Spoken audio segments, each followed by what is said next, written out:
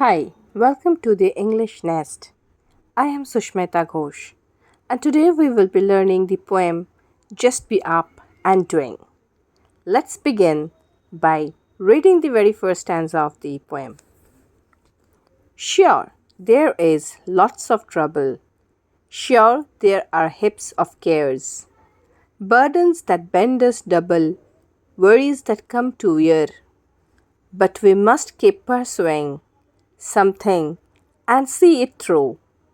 Still to be up and doing is all that there is to do. Let us begin with the first four lines of the poem. Sure, there is lots of trouble. In the very first line, the poet admits to the fact that our life has many problems. Sure, there are heaps of cares. In the second line, he says that there are piles of worries and things that one should be concerned about.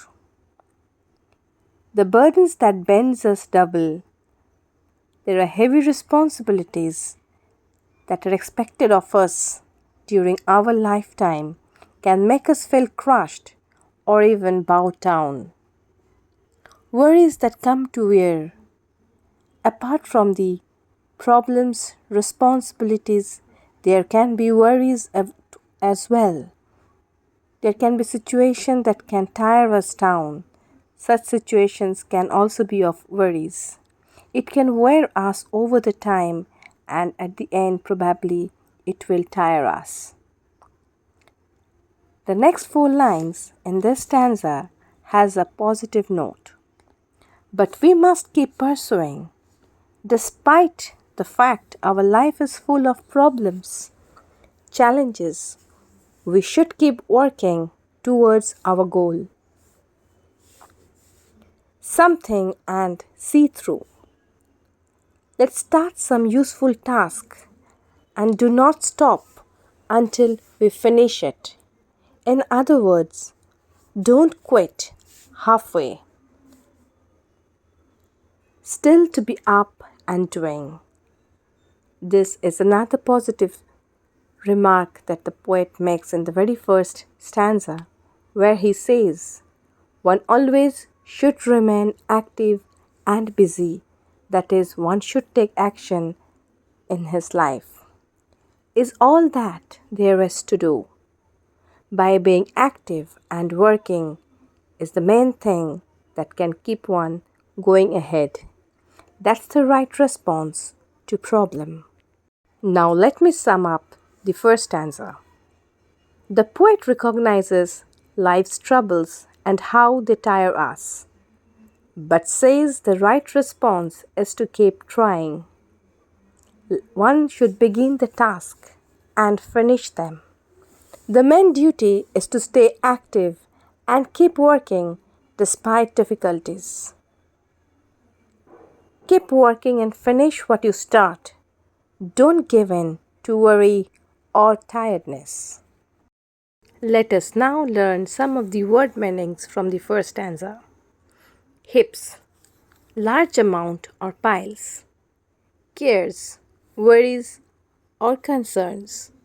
Now if you refer to the poem, the phrase is heaps of cares. It means a lot of worries or many things to be concerned about. An example can be she has heaps of cares because of her work and family. The next word is burden. Means heavy responsibilities or problems that weigh you down. Bend us double. Make us stoop or feel crushed. That can be physically or emotionally. And the last word is wear. That is to tire or exhaust. The second stanza. Though you would like to idle, wait for the world to right. Keep your hand on the bridle, fight when you have to fight.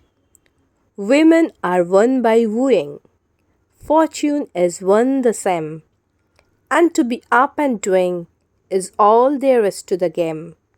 The first line, though you would like to idle, it means Even if you feel like being lazy or doing nothing, wait for the world to right. That is, you want to wait for everything to become okay by itself around you. Keep your hand on the bridle. That is, stay in control of your life and don't let things stir you. Fight when you have to fight. In simple words, stand up and take action when problems must be faced. Women are won by wooing. Well, it is an old English phrase and it means people win affection by showing effort and attention. Reward often comes to those who court it or who tries or who pursues. Fortune is one the same.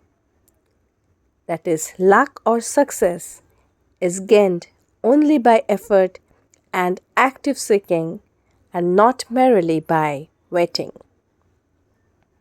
And to be up and doing.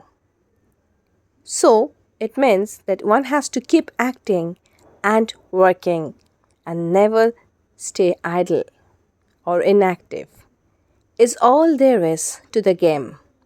So, the final line of the stanza says that the main rule of one's life's game is action. That is what the thing that matters the most. Let us now summarize the second stanza in simple words. The poet here says not to wait for the world to fix itself. Instead, one must be in control, take action, and fight whenever it is necessary.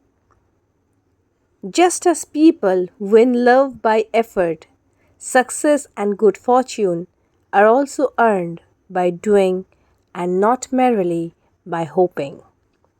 In other words, one cannot be passive. Instead, he or she should stay in control and act, because fortune favors only those who pursue it. Let's master some new words from this stanza. Idle means doing nothing and being lazy.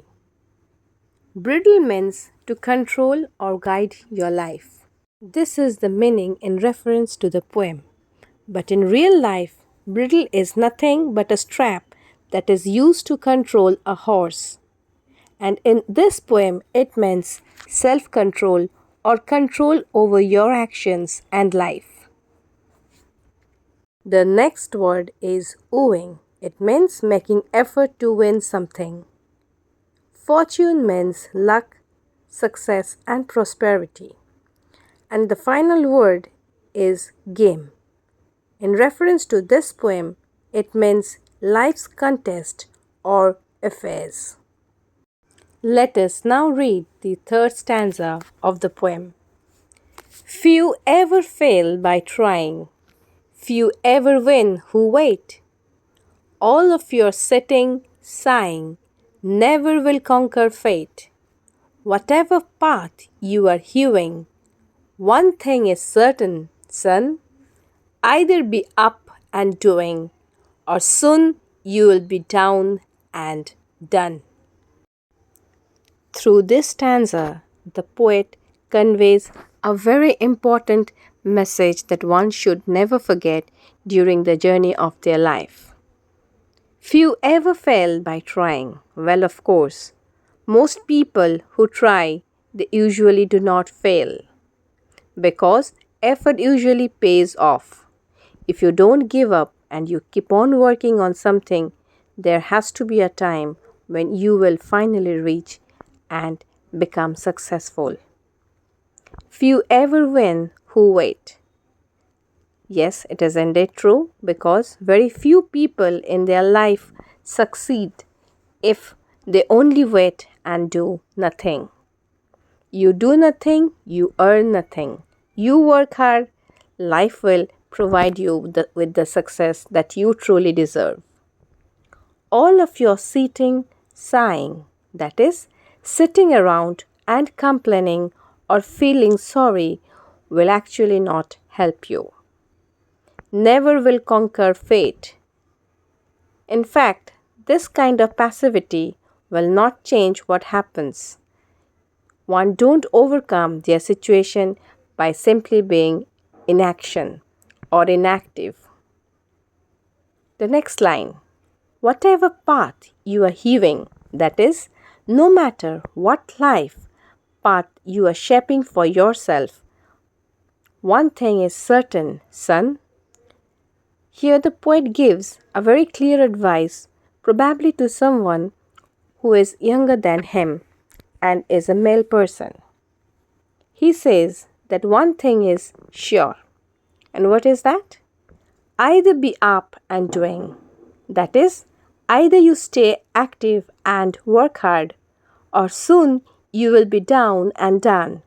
Else, the other option will be you will run out of your strength and hope, and finally you will fail in life and be finished. Let us now sum up the third stanza. Trying rarely brings failure. Yes, if you keep on trying, there has to be a day when you will be successful, while waiting usually brings no success. Complaining won't change anything.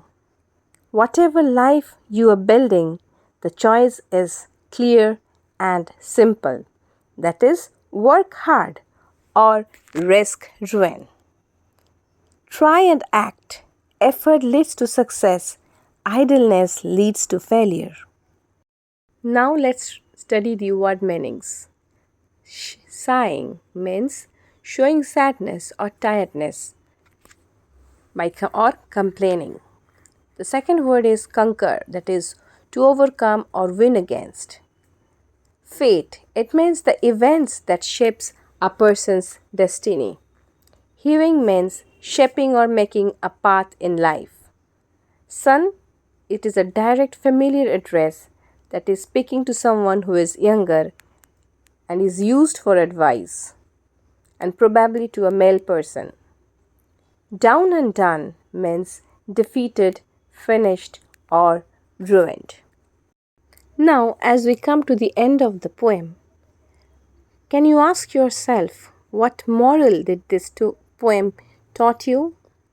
Well, it's a beautiful poem, and one must remember the message or the information that the poet wants to convey, because they are valuable and priceless.